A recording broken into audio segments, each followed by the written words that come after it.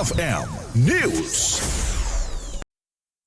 Ika must be human center. Parang pala tayo mag-ulo. Napapakinabangan na ngayon sa bayan ng Manawag ang mga bagong CCTVs na in-install at pinasinayaan ngayong buwan. Sa panayam ng IFM News Dagupan kay Manawag Municipal Mayor Jeremy Docming Rosario, inilagay nila ang mga ito sa strategic at critical area sa bayan.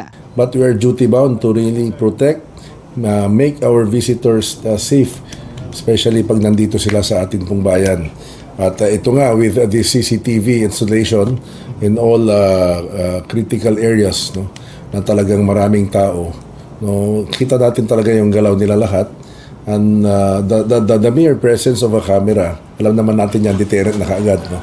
Plus the fact now we can monitor activities in a lot of areas. Samantala, nasa 42 o 42 na CCTV ang makikita sa buong bayan kung saan mapapanood din ito live tuwing rush hour sa kanilang mga Facebook page upang ma-monitor ang traffic situation. On the church especially and even the major thoroughfares para po maisiguro nga yung kanilang kaligtasan, no?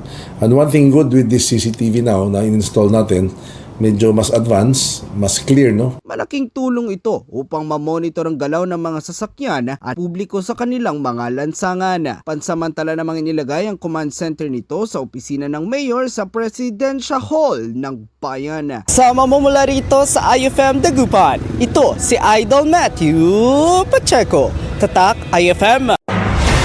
IFM News. IFM News. IFM News.